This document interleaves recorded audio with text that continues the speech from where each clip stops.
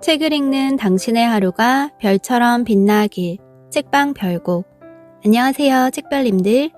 새해 잘 보내셨나요? 오늘 여러분들께 읽어드릴 책은 브레이브입니다. 수많은 갈림길에서 선택한 인생의 법칙. 저자 라이언 홀리데이. 출판사 다산초당. 시작하기 전 구독과 좋아요 그리고 슈퍼땡스를 눌러주신 모든 구독자님 분들께 행운이 눈덩이처럼 굴러들어오길 바랍니다. 그럼 시작할게요.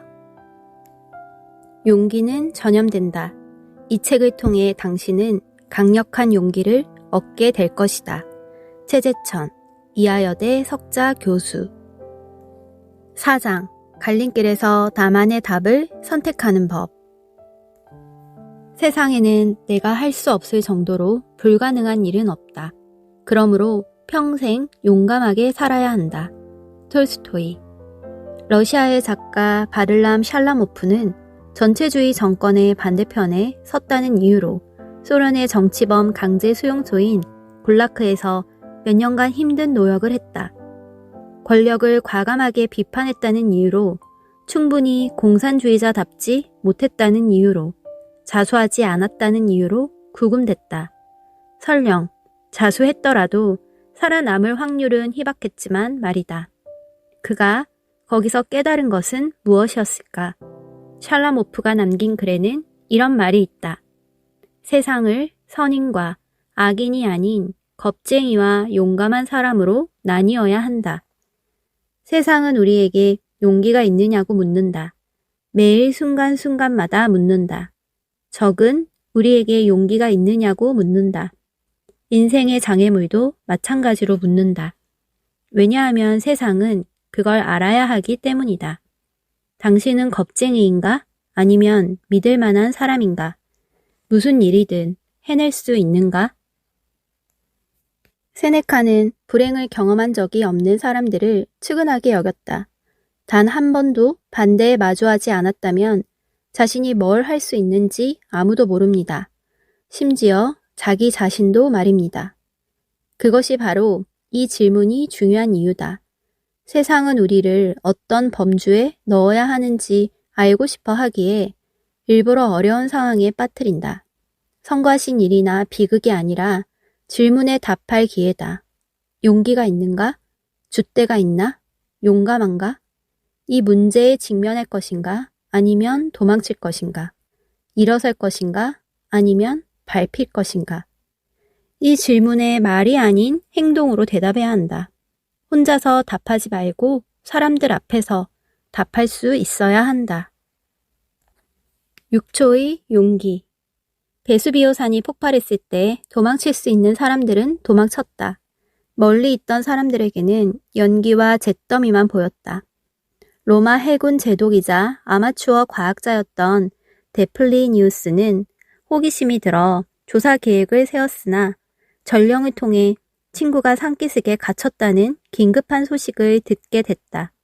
함대를 집결한 플리니우스는 사람을 배에 태울 수 있는 만큼 다 태워서 구출해내고자 단 한치의 두려움도 없이 현장으로 달려갔다. 그런데 해안가에 도착하자마자 잔해가 가로막고 있는 것이 보였다. 한 조타수는 돌아가야 한다고 조언했다. 행운은 용기 있는 자의 편이라는 표현이 어디서 나왔는지 아는가? 돌아가기를 거부한 플리니우스가 한 말이다. 플리니우스는 이렇게 명령했다. 행운은 용기 있는 자의 편이다. 폼포니아누스에게 가라.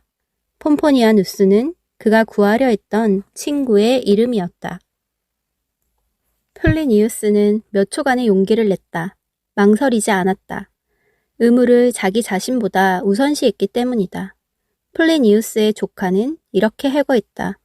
조사하려고 시작한 일이었지만 영웅으로서 일을 마쳤다. 비극적이게도 플리니우스는 살아남지 못했다. 행운은 용기 있는 자의 편일 수도 있지만 장담할 순 없다. 유일하게 확실한 것은 위기의 순간에 망설이면 아무것도 이루지 못하고 그 누구도 구하지 못한다는 것이다. 2008년 이라크 라마디에서 폭탄을 실은 트럭이 소규모 군사기지를 향해 질주하고 있을 때 조너선 예일과 조던 헤이터 상병은 기지를 지키고 있었다. 안전하게 대피할 수 있는 출구까지는 불과 몇 미터 거리밖에 되지 않았다. 지역 경찰은 트럭이 오는 것을 보자 주저하지 않고 출구로 빠져나갔다. 앞으로 나서서 발포를 시작한 것은 불과 얼마 전에 처음 만난 두 해병이었다. 빠른 속도로 달려오는 트럭을 향해 무기를 꺼내 들자 약 900kg의 폭발물이 터졌다. 트럭이 골목으로 진입한 시점부터 강력한 폭발이 일어날 때까지 60초밖에 흐르지 않았다. 불과 20살과 22살이었던 두 사람의 인생, 마지막 순간을 장식한 폭탄이 터져 생긴 구멍의 폭은 약 1.8m, 깊이는 1.5m 이상이었다. 현장을 목격했던 사람들과 면담한 존 켈리 장군은 망설임이나 고민 없이 희생한 영웅들을 감동적으로 묘사했다. 그들이 도망쳤다면 분명 살아남을 수 있었을 것이다. 하지만 그러지 않았다. 도망쳤다고 해도 그들을 겁쟁이라고 부를 사람은 없을 것이다. 그런데 그들은 순찰하는 해병의 의무와 책임을 진중하게 받아들였다. 그 누구도 그 무엇도 통과하지 못하도록 한 걸음도 물러나지 않았다. 헌신과 목숨을 맞바꿨다. 그들이 그렇게 했기에 10여 명의 가족이 아니라 2명의 가족만 가슴 아파하게 됐다. 이 가족들은 그날 밤 10여 명의 군인이 천국의 문까지 얼마나 가까이 다가갔었는지를 절대 알지 못할 것이다. 단 몇 초간의 용기, 우리에게는 이것만이 필요하다. 어쩌면 이 몇 초의 용기가 우리의 모든 것일 수도 있다. 그래, 내가 돈을 기부할게. 그 사람들은 돈이 필요해. 감당할 수 없더라도 말이다.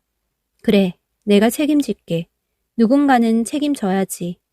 감옥에 가게 되더라도 말이다. 그래, 직장을 그만두고 편찮으신 어머니를 돌볼 거야. 어머니가 건강을 회복할 때까지 얼마나 오랜 시간이 걸릴지, 다른 한편에서 무슨 일이 기다리고 있을지는 모르겠지만 말이다. 시간이 더 많았다면 너무 많은 생각이 들었을 것이다. 이유를 떠올렸을 것이다. 자기 자신을 지키려고 노력하기 시작했을 것이다. 무서웠을 것이다. 얼어붙었을 것이다. 친구들은 어떻게 되는 것일까? 동료들은 어떻게 되는 것일까? 대의는? 이런 걱정을 멈추고 앞으로 가야 한다. 보내기 버튼을 눌러야 한다. 차가 오는 길에서 아이부터 밀쳐내야 한다. 앞으로 나서야 한다. 목소리를 높여야 한다. 목소리를 가다듬을 시간이 없다. 신중하게 생각할 시간이 없다. 일어날 수 있는 모든 시나리오를 살펴볼 여력이 없다. 조언을 구할 여유가 없다. 왜냐하면 사람들이 우리에게 기대고 있기 때문이다. 왜냐하면 이런 일을 대비해서 훈련받았기 때문이다. 이것이 바로 상황이 요구하고 이상이 요구하는 것이기 때문이다. 자신을 믿으라. 의무를 다하라. 잘 될지도 모른다. 그렇지 않을 수도 있다. 앞으로 펼쳐질 일을 알 수 없어도 어쨌든 영웅은 그렇게 한다. 존 켈리 장군이 말했듯이 골목에서 해병들에게 주어진 시간은 6초였다. 상황을 인식하는 데 1초, 무기를 올리고 총알을 발사하는 데 2초, 총알이 날아가고 트럭을 멈추는데 필수적이었던 2초를 더하면 목숨을 구하는 데 남은 시간은 순식간에 지나가는 1초뿐이었다. 6초, 이 문장을 읽는데 쓴 시간보다도 짧다. 켈리는 나중에 이렇게 해거했다. 가족, 조국, 신념, 삶과 죽음에 관해 생각하기엔 부족한 시간이다. 하지만 2명의 용감한 젊은이가 목숨을 바쳐 자기 의무를 다하기엔 충분하고도 남는 시간이다. 이런 사람들이 오늘 밤 전 세계에서 당직을 서고 있다. 바로 우리를 위해서. 그들을 실망시키지 말라. 내가 걷는 길을 정답으로 만들어라. 미국의 전기작가 허먼 해기도는 시어도어 루스벨트의 이야기를 위인전을 읽고 위인처럼 되고 싶다고 마음먹은 한 소년의 이야기라고 묘사했다. 이 말에서 조롱하는 냄새를 맡을 수 있다. 그렇지 않은가? 루스벨트는 실제로 그렇게 믿었다. 자기 자신을 믿었다. 위인의 이야기를 믿었다. 자기 능력보다 더 큰 일을 해낼 수 있다고 믿었다. 그런데 그때나 지금이나 많은 사람은 위대한 일을 터무니없고 심지어 위험하다고 생각했다. 고린도전서 13장 11절에서는 이렇게 말한다. 어른이 되어서는 어린아이의 일을 버렸노라. 드골도 비슷한 조롱을 받았다. 드골은 진심으로 진정으로 프랑스의 위대함을 믿었다. 운명 같은 것이 있다고 생각했다. 거듭 프랑스는 위대한 능력이 있다 라고 말했다. 그 당시 상황을 고려했을 때 드골의 말은 터무니없는 주장이었다. 프랑스는 한편으로는 연합군에 휘둘리고 다른 한편으로는 나치에 소극적으로 협력하고 있었다. 드골의 어록을 몇 개 읽어보면 움찔하고 놀랄 것이다. 우리 안에는 냉소적인 피가 깊이 흐른다. 우리는 사람들이 철이 들기를 바란다. 현실을 직시하고 동화에서 벗어나기를 바란다. 하지만 이런 믿음이 없었더라면 다른 이들의 오만한 태도와 비난, 그리고 헛수고라는 시선에도 불구하고 실천하는 용기가 없었더라면 우리는 지금 어디에 있을까? 드골이 프랑스의 신경을 덜 썼더라면 분명 프랑스를 구하는데 더 적은 위험을 감수하려고 했을 것이다. 새로운 역사를 쓰도록 그를 추동한 힘은 민망할 정도로 깊고 진실한 운명에 대한 믿음이었다. 드골은 위대한 인물이 되고 싶었고 그 과정에서 위대한 국가를 개혁했다. 루스벨트는 남을 보살피고자 하는 욕구에서 용기가 솟아났다. 그 욕구 때문에 처음에는 주저했지만 결국 부커티 워싱턴을 백악관에 초대하도록 마음먹게 했다.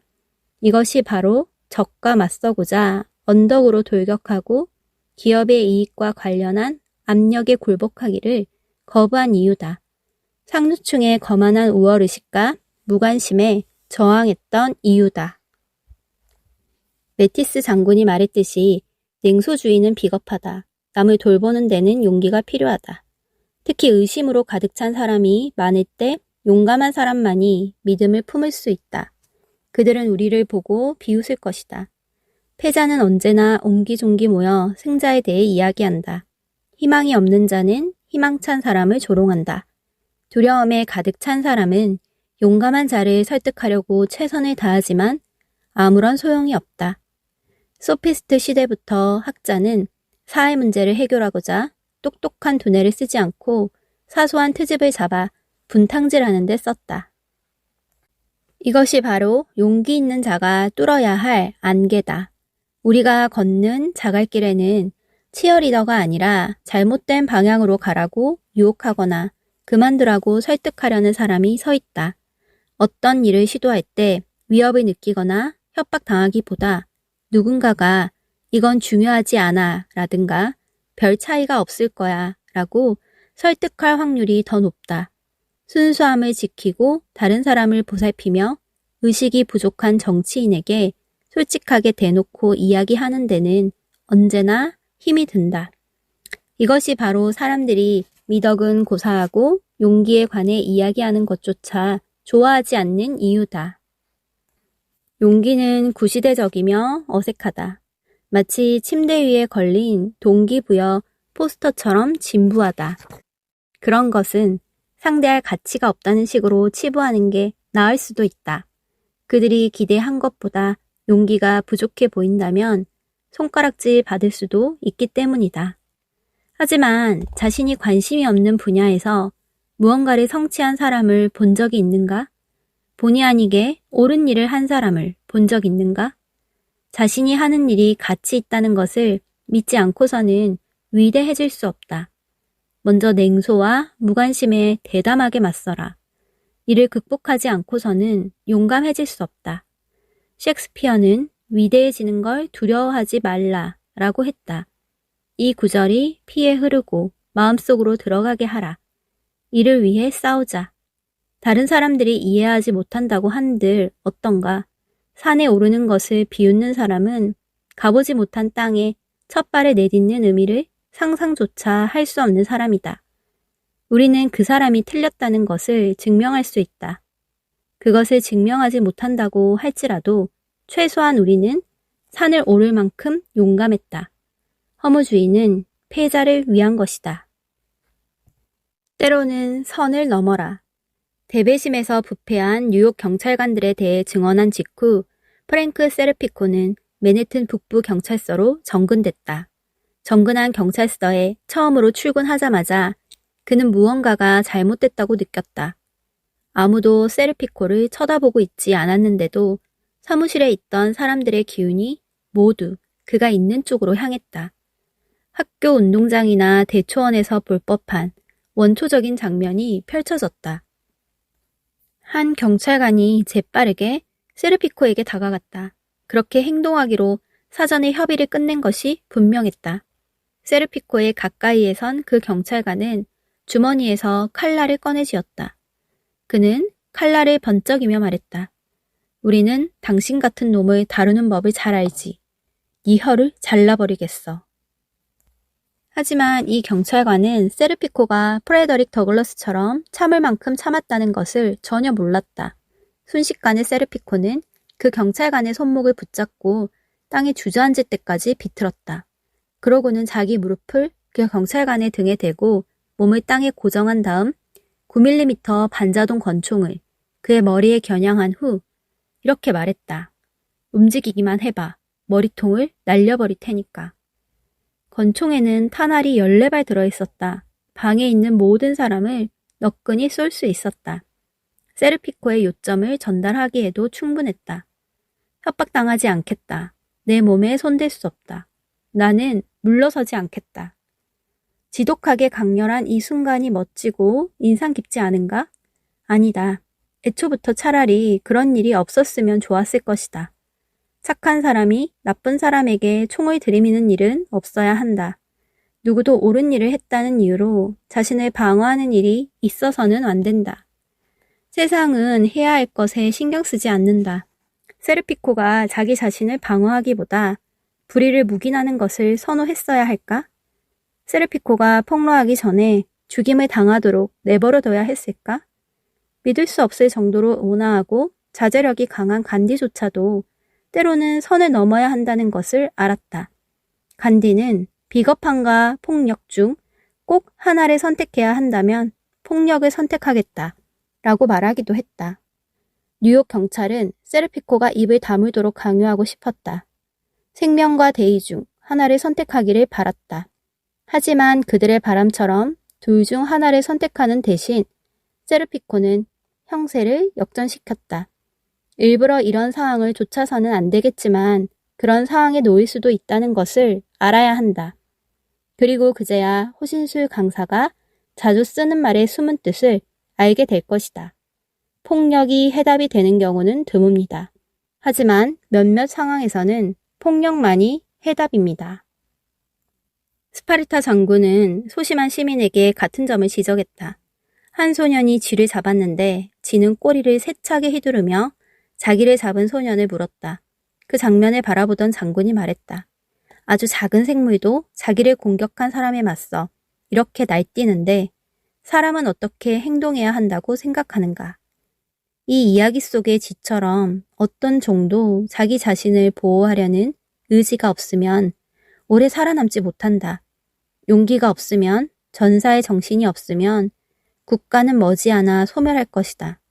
세상에는 용감한 평화주의자가 많이 있지만 그들조차도 이상주의가 실현될 수 있는 이유는 다른 위치에 있는 사람이 현실을 잘 파악했기 때문이라는 것을 안다. 도덕적 용기를 보호하고자 신체적 용기가 요구될 때도 있다. 자신이 위험에 처하거나 사랑하는 사람이 위험에 처하는 순간이 있을 것이다. 친절한 말로는 충분하지 않다. 평정심은 우리를 지켜주지 못한다. 강렬함, 공격성, 무력시위라고 부르는 것들이 우리를 지켜준다. 지금 이 순간에도 피해서는 안 된다. 움츠러들어서는 안 된다. 괴롭힘을 받아서는 안 된다. 아무것도 하지 않아서는 안 된다. 그 순간에 대받아쳐야 한다. 강렬하게 공격해야 한다. 주먹을 들어야 한다. 그 자리에 서 있어야 한다. 그렇지 않으면 무릎 꿇게 될 것이다. 여기까지 오디오북 잘 들으셨나요?